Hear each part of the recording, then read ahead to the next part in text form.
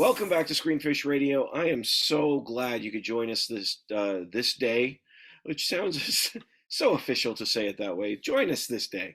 Join us today as we are talking about Ant-Man and the Wasp, Quantumania, the latest entry into Marvel and the kickoff to Phase 5. But the most exciting part of this is not that we get to talk about this. It's the return of the Marvelettes. So excited. Yay! Welcome back, Dina and Miriam. Welcome back to you both. Thanks for having me. And to Chewy, who is here for the first time. Well, fuck us. Technically, she does qualify. She's got a lot to say about Ant-Man. She does. The similarities between Ant-Man and some Star Wars stuff is just ridiculous. I'm so there for that. I am so there for that. For this film, it particularly will work. Ant-Man and the Wasp: Quantumania tells the story of Ant-Man and the Wasp as they find themselves exploring the quantum realm, interacting with strange new creatures, and embarking on an adventure that pushes them beyond the limits of what they hoped or thought was possible.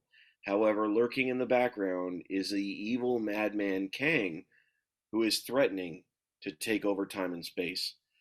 This podcast is rated S for spoilers, and as we get into Quantumania, where the gloves are now off again, I am dying to hear what you both think. This film has been trashed by critics. It is now the Marvel's lowest rated score in the MCU. It is 48% on Rotten Tomatoes currently. And yet it has, made at least 150 million in its opening weekend. So what did you really both think of Quantumania? Critics? Nobody cares about those.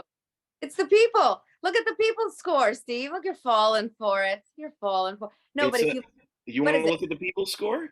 The cinema score is the lowest in Marvel history with a B rating. Really? Isn't it 48% to 80-something% on Rotten Tomatoes? What was the Google users have 84%, but the cinema score is people walking right out of the theater, and they're usually an A, and I think an A- was Eternals, and this is a B. Wow. Well, I mean, listen, I have to say, sure, but I thought it was everything Multiverse of Madness should have been, right? Take me on a ride, take me to the different universes, show me, and stop trying to tell me things and lead me down a path I don't need to go down. Just show me the multiverse. That's why I like this movie, because it took you on the ride right from the start. You went on it. They're in their basement. They're doing the things. They go in and you're like, great. Now I get to be here. This is where we live now. This is where we are for the rest of the movie. And it's in the name, in the title. Yeah. And it makes sense to me. And so for me, okay, maybe it's not because it's Ant-Man, and maybe that's not really the best rating and people wanted more. I thought it was fantastic in terms of imagery, the way it was shot, the ride it took you on. I even liked some of the writing, with the exception of the one line. Of course, Mira brought that up yesterday to me. I let her kind of say why she thought it was whatever, but yeah, I thought it was, you know what? I wouldn't give it like a great rating, but it gave me hope again. I will give it an A+ all day, because it took me on a ride, and it's everything Multiverse of Madness just was not. Yeah. So. Yeah, there was that one super cheesy, like that was the one time where I was like, oh, the writing was decent, and then this just killed it. Where the daughter says to Derek, she's like, Darren, that's it. And everything freezes, and the shot just zooms in on them, and you're like, this is it. And what did she tell him? Don't be a dick. Is that the sentence? What she said. Yeah. Like, really? Yeah.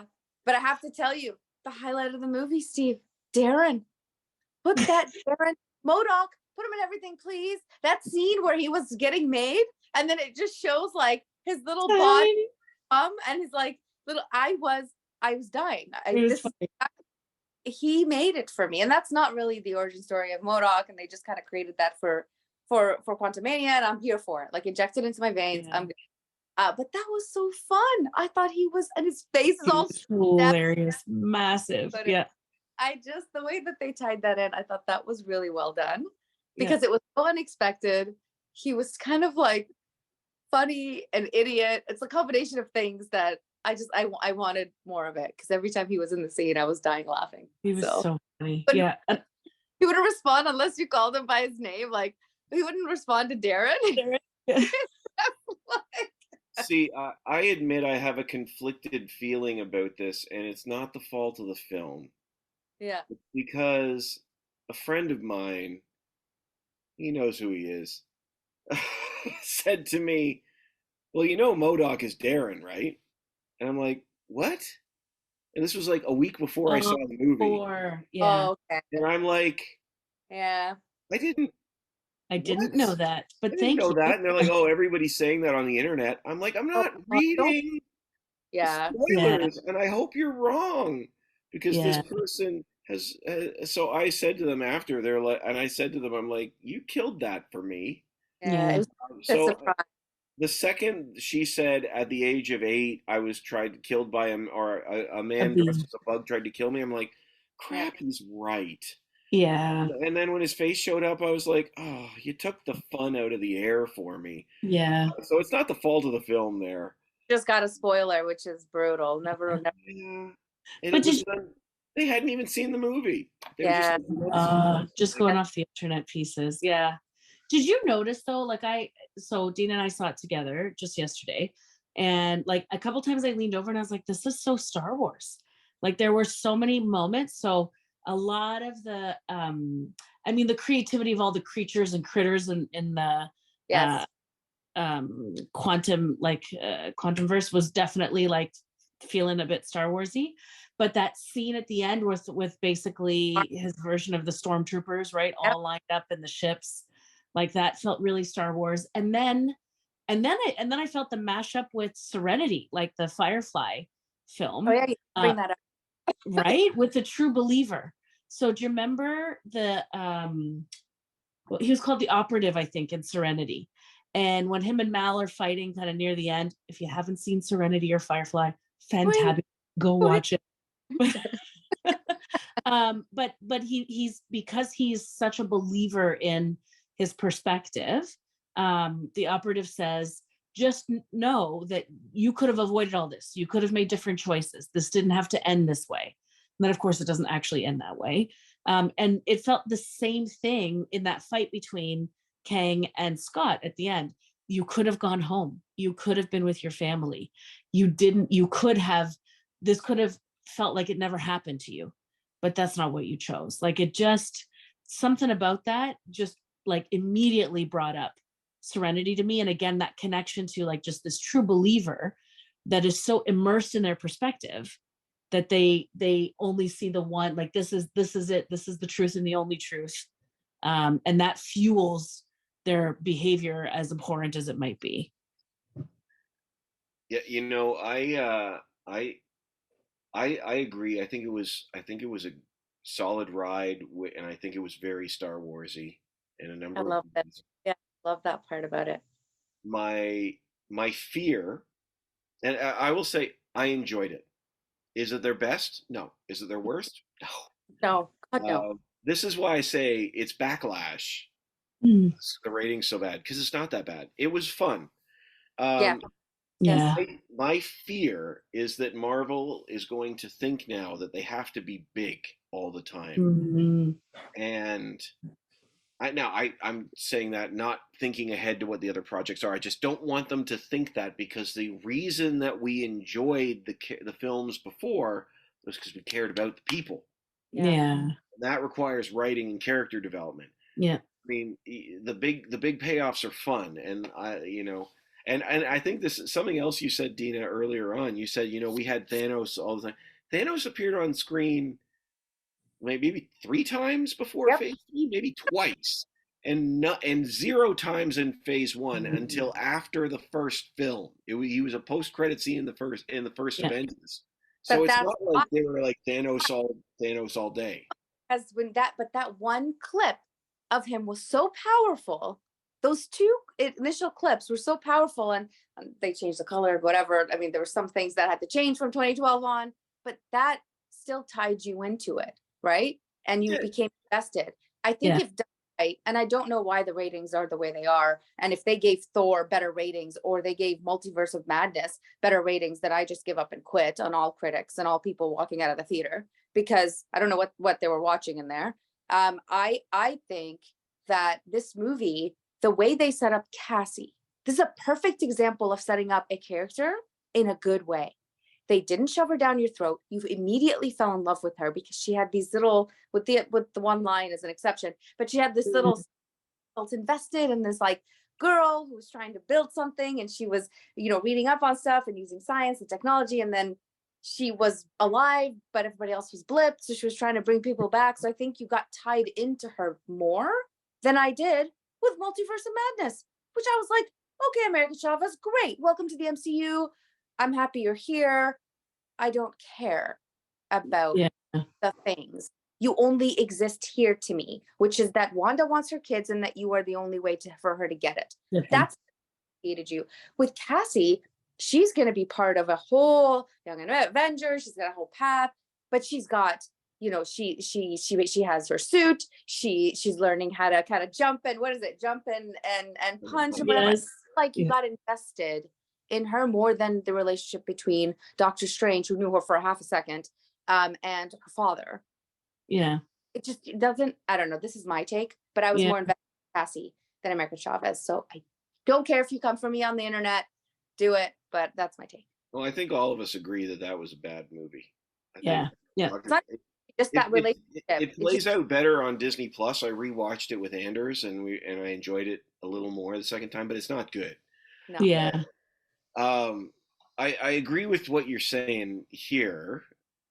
I think the character writing was pretty good for Cassie.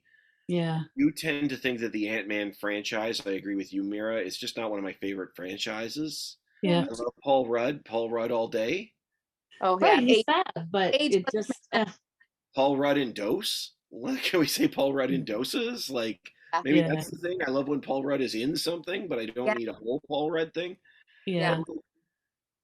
This was Kang's coming out party. Mm-hmm.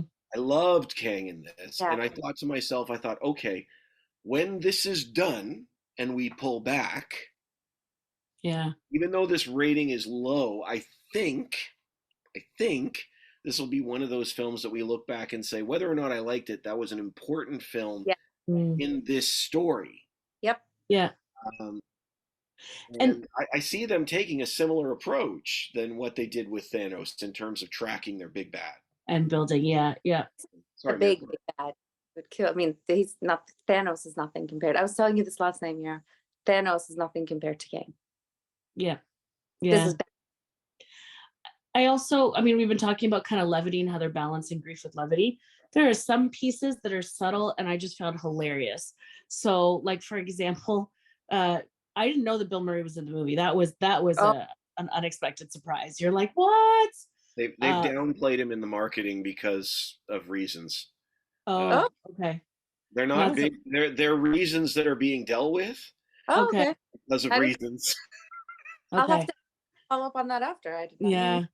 But I really liked, so you know how he like brings them the food and the drinks, and it's these super like cute anime looking like literally they took a book out of Japanese kawaii to make these little cutesy animated like octopi that they're drinking with the big eyes that you're like, oh my gosh, what is he doing?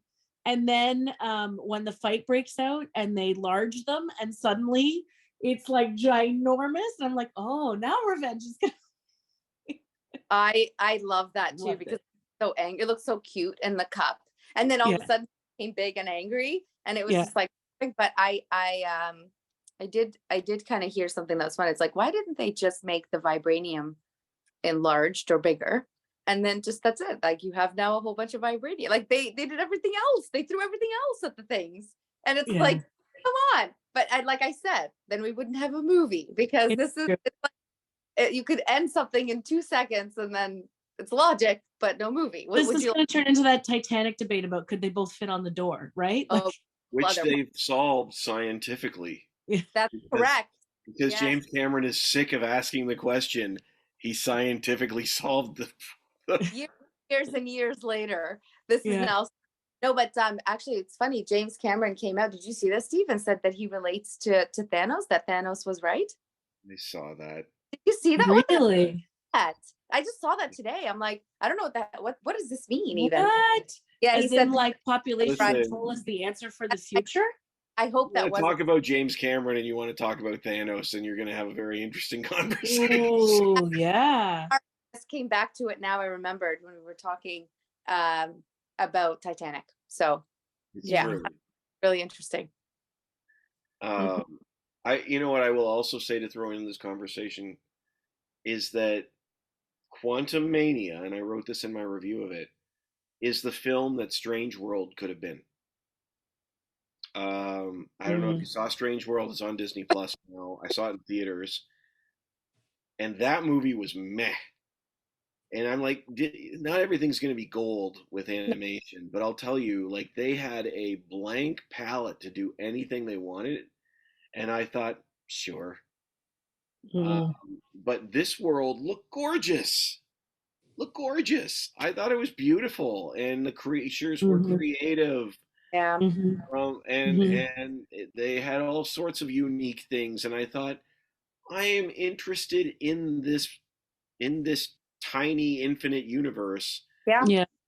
And then Strange World was trying to do almost the exact same thing 6 months ago, and it was so dull comparatively.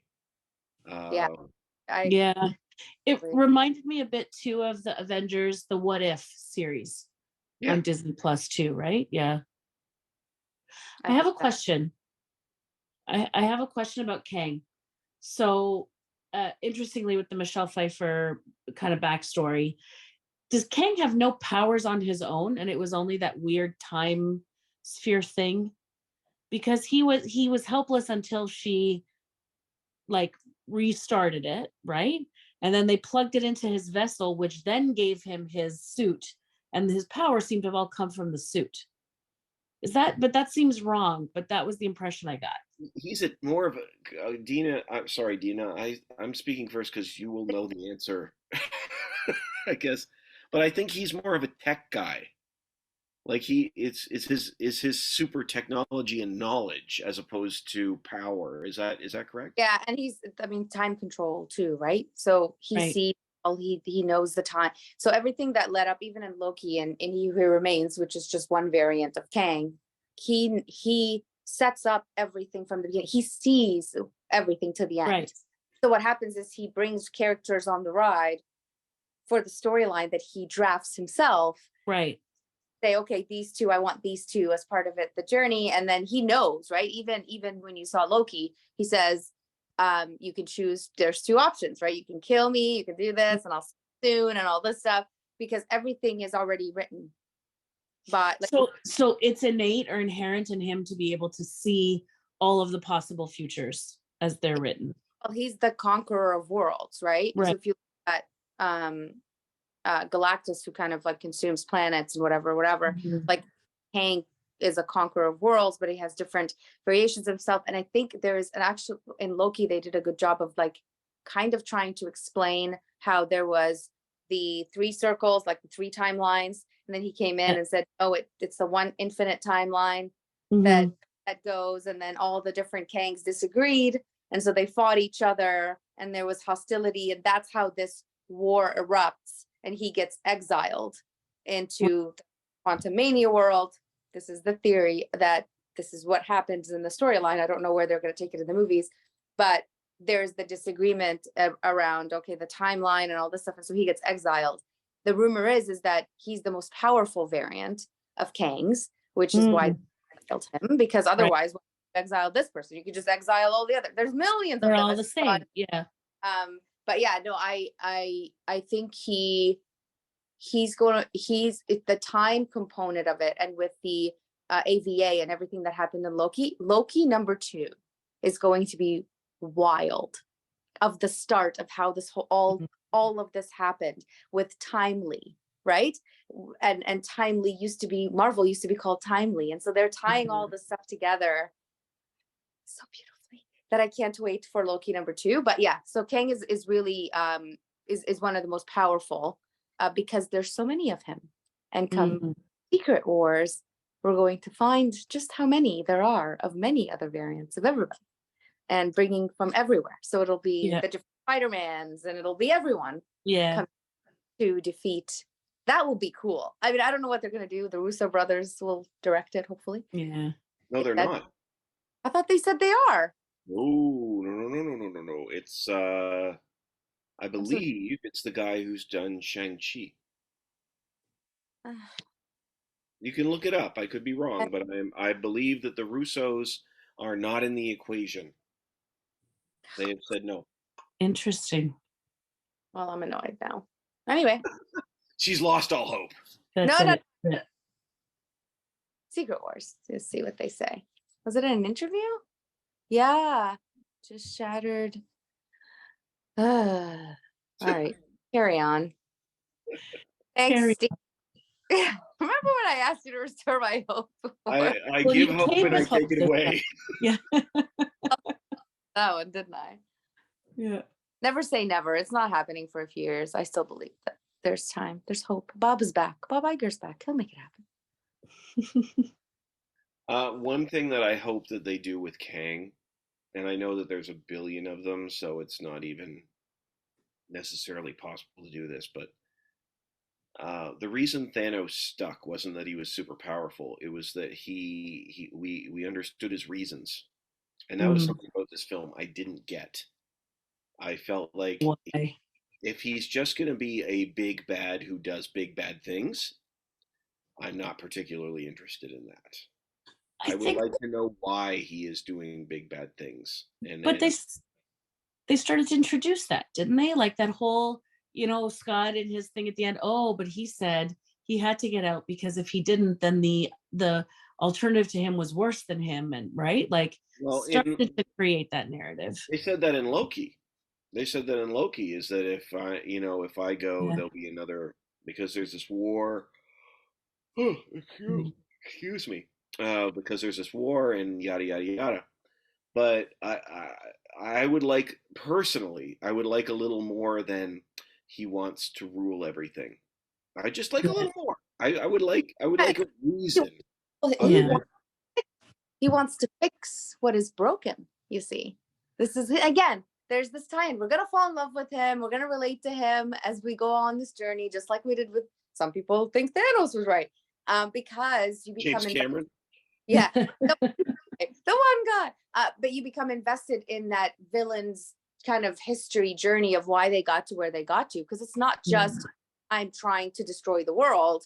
He's saying he looked around and saw that it was broken, that all these Kangs were they're toying around with time like it was nothing, like they were children. And he's saying, no, it's beyond that.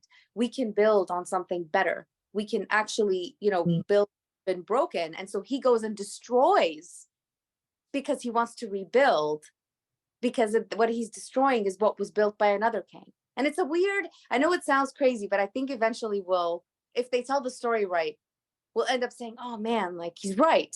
We don't have time, or we mess with time too much or whatever. And it tends to mess back, right? Like, just like Iron Man.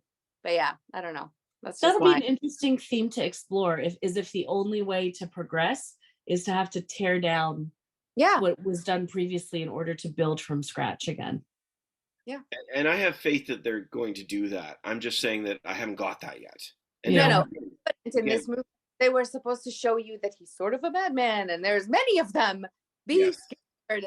I don't care if they have many of them. That's great and all dandy. But I mean, again, Nathaniel Richards, like Kang, he's kind of I want to say descendant of Reed Richards. So if you actually look at Multiverse of Madness, I'll kind of break it down if people don't know the backstory. Comes in on the platform, the blue platform, as he's entering into the scene, right? Yes. So same thing with Kang, he enters through. So it's kind of the same, comes from the same lineage or descendants or whatever, the same. That's something cool if they explore that and tie it in with Fantastic Four somehow. Again, I'm looking at Interesting. it. Do you think do you think there's any connection to, because one of the things I found really weird about the Eternals is that they introduced the Illuminati only to kill them all off in like 5 minutes. So do you think those characters are coming back? I mean, the point of the multiverse is any character is now fair game again. They'll come back as different versions of the Illuminati, because that wasn't the original version of the Illuminati. They just picked and chose characters. They picked and chose them based on what the fans wanted. And that they admitted to that. They admitted to that. And we picked them not based on the books or the storylines or what sense. The fans wanted this, so we put all these people. I think what you're going to end up seeing is, yes, there's going to be a different version of the Illuminati, different characters, because we need to have them exist somewhere. Yeah. Point, right? But I don't know how they're going to tie that in. But yes, obviously we know Reed Richards will be back. Fantastic Four will be back. Tying it in. Hopefully they'll tie it in nicely with Kang. And then is Kang like Voltron? Do they combine to make like a Mega Kang? I don't know. Well, I laugh, but I guess that's entirely possible. Marvel, if you're listening, okay? I usually condone this going outside of the storyline, but this is your moneymaker right here.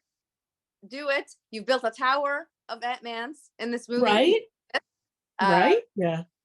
Just do it. Take it. Yeah. I'm on board. There's many Kang. Do something big and huge with them. Why not? Right? Massive. Wreck-It Ralph did that.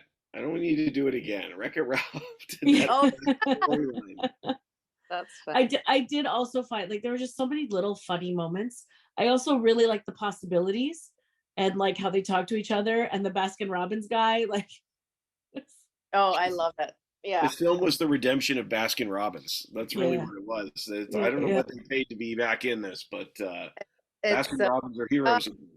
Fun fact: what was it? How many flavors do they have? 30 something. 31. Well, what number of movie in the Marvel universe? Is it? No, really? Check the facts. 31 flavors and about 5 good ones. Check the facts. How many flavors and what number movie is this in the Marvel universe? Yeah, you might be right. Actually, you might be right. Fun fact. That is fascinating. Yeah, fun fact. But hey, listen, Baskin Robbins probably been paid a lot of money for that. Good on them for wanting to bring back the marketing. But because they paid a lot of money for Infinity War when they said the flavors. Remember, they're like, oh yeah, the hunka whatever. And that wasn't them. That was Ben and Jerry's. No, Baskin, wasn't it? Was it Ben and Jerry's or Baskin? Ben and Jerry's has the funny names, right? Like the Chunky Monkey and the. Interesting. Different ice cream providers. Look at that. But yeah, Baskin Robbins is the 31 flavors. Yeah. I want to go back a little bit for this film and go back into this film. We were talking a little bit about the variants. I mean, to me, a real theme of this movie was choice. I don't know if you felt that as well, but I felt like every character in this film, it seems dumb because this could be the case with any film, but I felt like in this one particularly, every character was faced with making choices. And it seemed like either they were choosing between like the family or the world. And maybe that's just me. Like I felt like Ant-Man was doing that. Like I mean, Scott Lang was doing that. I felt like Michelle Pfeiffer's character, or Janet, was doing that. Kang was doing that. Maybe, I'm not sure. I don't know. I was just wondering how you thought about the idea of choice in this film, or was that something that stood out to you? Oh, it definitely stood out to me. I think, well, Mira kind of talked about it with the whole tie-in with Firefly. It's like you could have, right? You chose to, and so, but I think every character had to make a choice, right? Like Janet had to make a choice to escape, not to tell her family, not to tell anyone about Kang, right? Then you come back and you make a choice, right? You have to go and talk to this friend who then you know that you left to die, and so it's a choice. But Kang's choice was the most fascinating to me. Kang got selfish. He built an empire with all the technology and all the goods and all the stuff, and said, one day I'll get out of here and I'll take my army and go, because he had an opportunity to just go on his own, right? And everything he wanted, everything I built needs to come with me. Had he made the choice of just leaving alone, right? Or whatever, it would have been a different, I guess, outcome for him. What the other wanted, not just revenge. He was selfish. Oh, look at this empire I built. Yeah. So he had a choice, which I mean ended up maybe costing that variant to die. We still don't know. He might still be out there. But the choices are different for each character, and I like that. I like even the choices that Cassie had to make, right? With the machine and the suit and all this stuff. And then and the ants, even the ants, beautiful technology ants, the choices they made to go, and because they've aged, I guess they aged what, 10,000 years or something when they were down there, and they built like big technological empire. And I'm like, that's awesome. Like, you know, again, they came to save the day. So yeah, I saw it throughout. I thought it was fascinating. It's all about the choice. Yeah. I think I think that the choices, so you have characters that were very strong in their position and their choices out of the gate, like Janet, like Cassie. And then you have characters that kind of grew into making better choices. Like I'd put Scott Lang in that category, Darren in that category, for example. Darren. Right? Yeah. And then some who just so stubbornly stuck with their choices. Or even like Bill Murray's character, right? Like at one point Janet says to him, like, we fought against him. And he said he can be very persuasive. Yeah. I mean, as we step into phase 5, I feel like this may be a theme. Maybe this is that theme that carries through. Because we know that Kang is the one that's going to be the big bad. And if you're going to mess with time, choice and regret is a logical next step after grief. I mean, regret maybe, maybe not, but certainly. Yeah.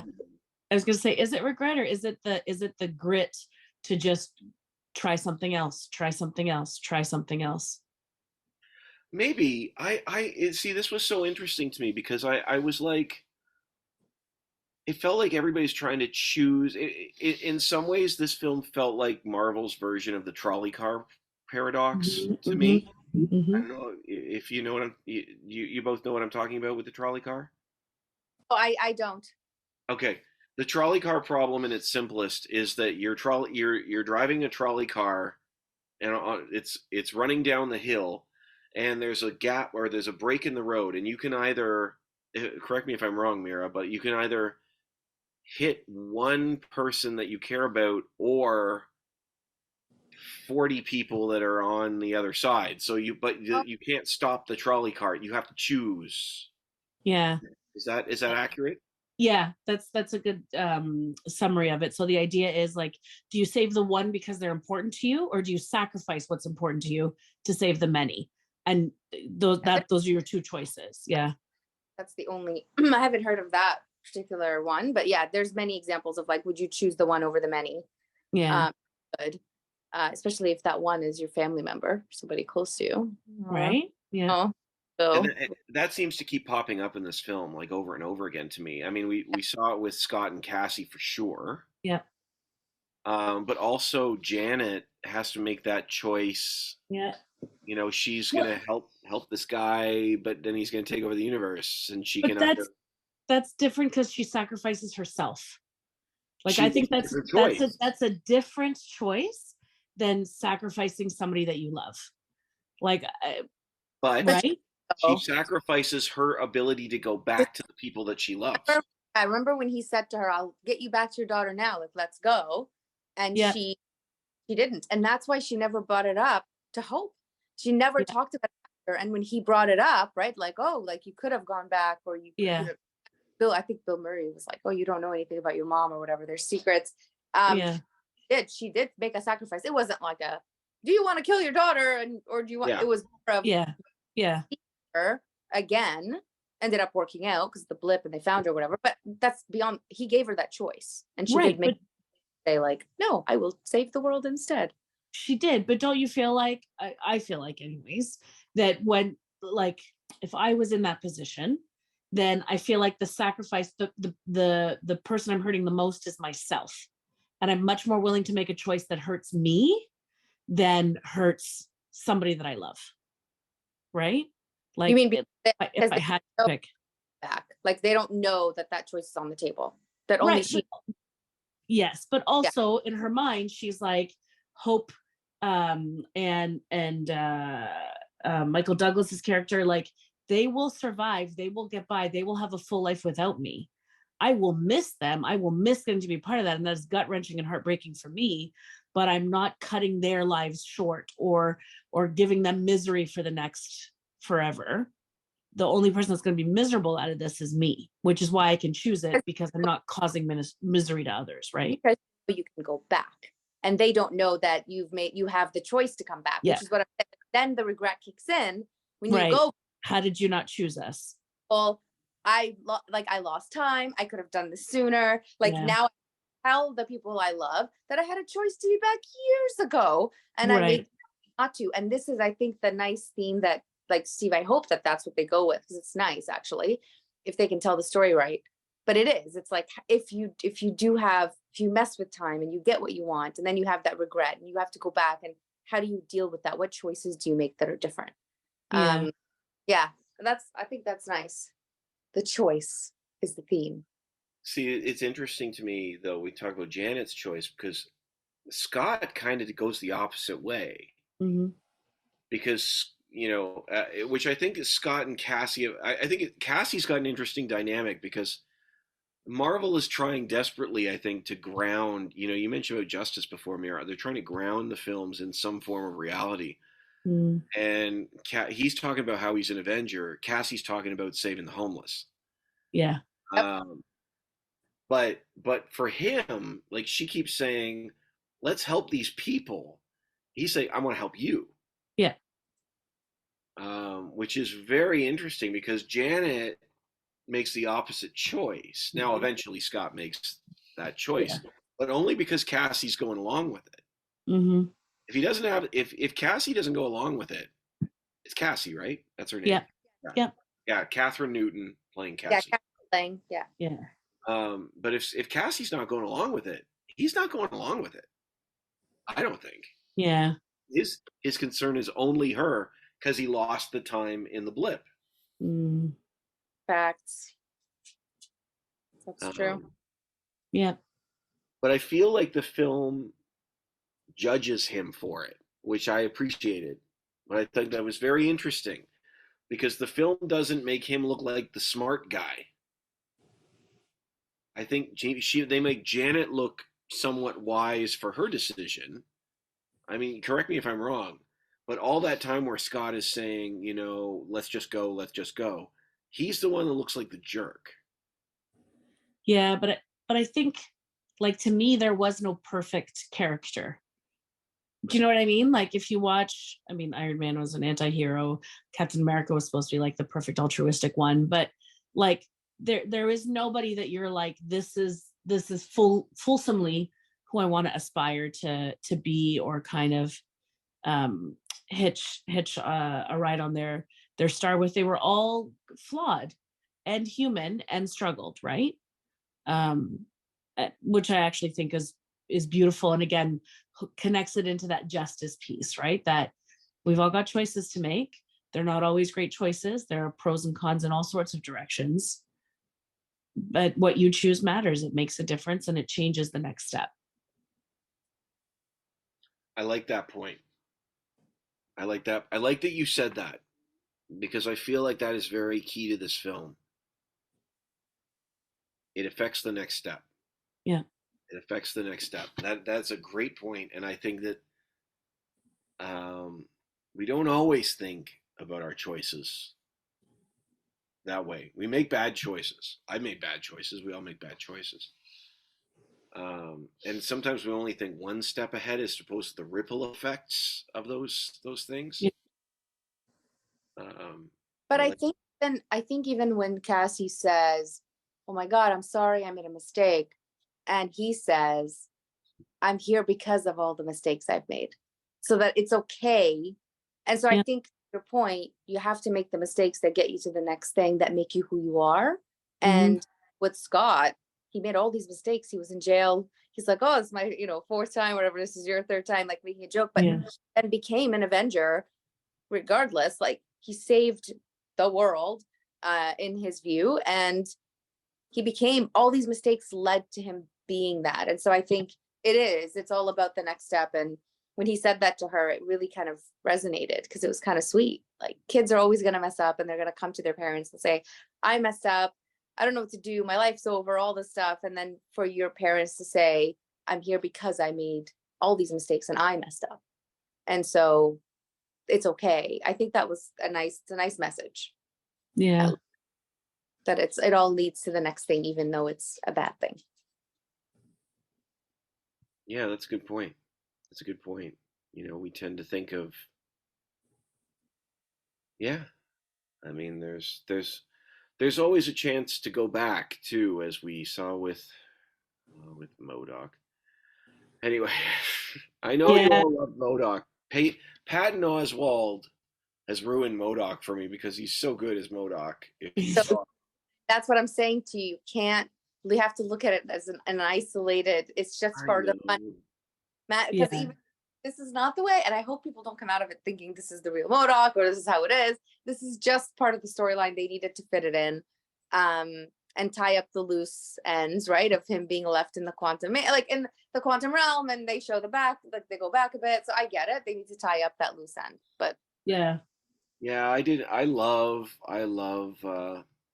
oh, forgive me, what his actual name is. Something Cross is the actor. I don't think it's Darren Cross. I don't know. Darren is the character.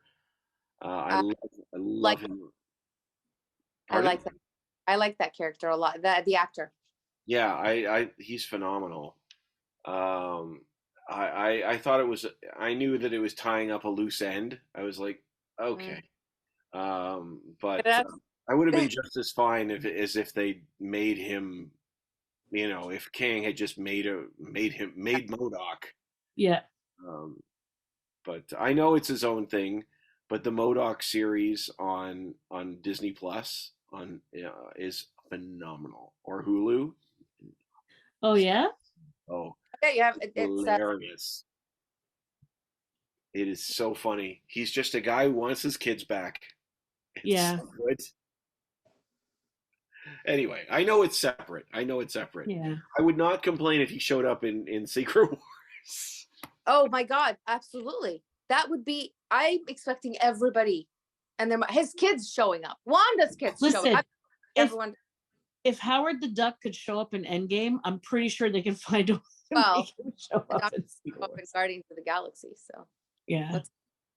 Oh man, the problem with Secret Wars is that there's going to be people that don't show up, and people are going to be mad that they didn't show up, and like, because you can't have an 8-hour movie of everybody you ever wanted.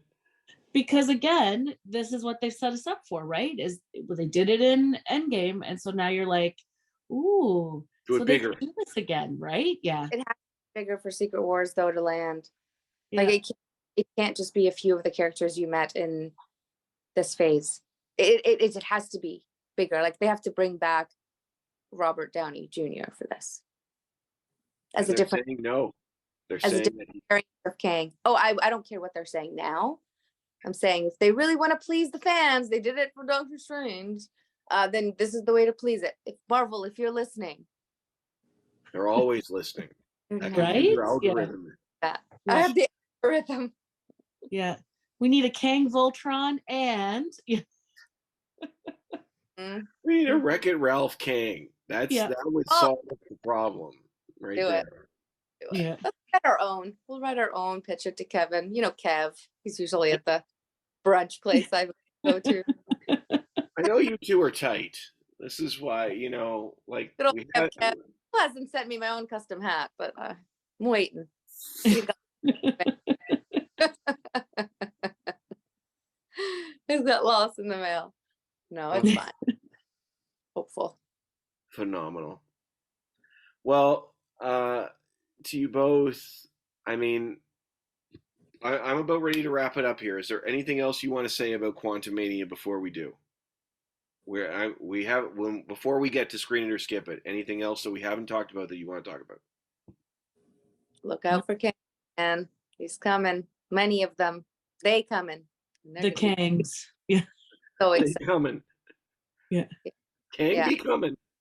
Kang be, and he's just gonna get crazier and crazier. So no, I'm excited. I'm excited for the next few. So I'm glad I went to see it and I gave it a chance. Yay. Phase 5 starting well. There you go. Well, then we've already probably hit it, but let's say, here we go.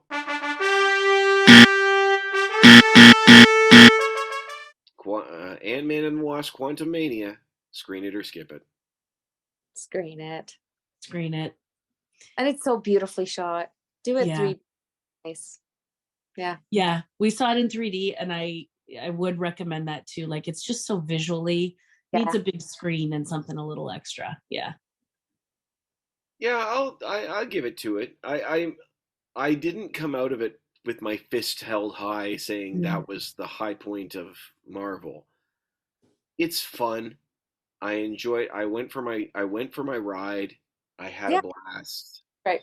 Yeah. And I came out and I felt like, hey, this was fun. So sure, it's not a definitive to me, like you have to see it in theaters, but I agree with you both. It looks great. It's pretty immersive. Yeah. And it's nice to go to the movies and just watch something nice. Like not the most deep and meaningful, gut-wrenching, I'm going to be pondering this for the next 3 months movie. Exactly. Or like political issues or social, like I like that I got it. It was like, to me, it could have been a standalone movie outside of Marvel and I would have enjoyed it. Yeah. It wasn't like exhausted post-film. No, I would have enjoyed it. I wouldn't have thought it was the best movie ever. But even if you didn't give me any context, really, and I went in to see it, it would have still been okay, like fun. Yeah. I mean, listen, I'm not going to give it an excellent rating, but I'm also not going to say I didn't enjoy myself. I did, because it was awesome. You drink that ooze. The minute you drink that ooze, you love that part. And then you had drink that ooze. How many holes do you have? How many holes do you have? The horrible thing is he said 7 and I'm like, is it 7? And I started. Yes. So did he. It's that moment where he's like, it's so cool. I started too. I'm like, oh, that's a good. No, but I like that transition of like, they're like, drink the ooze. Drink. It sounded so ominous, like in the other language. Yeah. That is a metaphor for the Marvel Cinematic Universe if I've ever seen it. Drink our Kool-Aid. Drink our Kool-Aid. One of them says, I hated this. I'm not on the Kool-Aid anymore. It's like, how dare you? Yeah. Here, try this different color Kool-Aid. Keep drinking. Keep drinking. It's so true. Yeah. No, I drank that Kool-Aid yesterday. I'm good. I'm back. Keep me here though. Keep bringing it on. Different flavors of ooze. Yeah. No, definitely good to see. Well, I'm glad you're both back because this was so much fun and I appreciate you both. And it has been far too long. Yeah. Yeah. We'll have to do it again soon. We're starting off 2020, right? We're back. Yeah. Guardians of the Galaxy coming. Yes. Yeah. I'm excited. And we'll let us know when the next one is. Steve. You forget my name? No, I'm tired. Okay? That was just directive. Steve, you are responsible for bringing us together for the next podcast. Just tell us, you guy, sir. Greenfish on it. Like, as if I would ever forget your name. Come on. Oh. You're the one. You're the one who brought us together, and the Marvelettes. And I mean, without you, there would be this. So give yourself a pat on the back, round of applause. It all comes down to choices, and of course we tie it back to that. We can look back with regret, or how it got us here. No, I'm kidding. Honestly, I'm so grateful. Thank you. I'll do my wrap up. And for you at home, a reminder: you can find us wherever podcasts are available. You can find us on YouTube. You can like and subscribe and smash that subscribe button. If you haven't yet, there's something wrong. I'm just listening to what my kids say, and this is what they all sound like, so that's what I feel I need to say. And if you go to the podcast page on screenfish.net, you can download Fishing for More, which are some small group questions that you can have about this very big, small movie. As well, get the conversation started where you are. I hope we're back next week, but I'm not entirely sure with our scheduling. But we will keep an eye out. We always have new interviews now coming up each week as well. But until then, thank you both. And for you at home, we started the conversation. This was Screenfish. That's a wrap.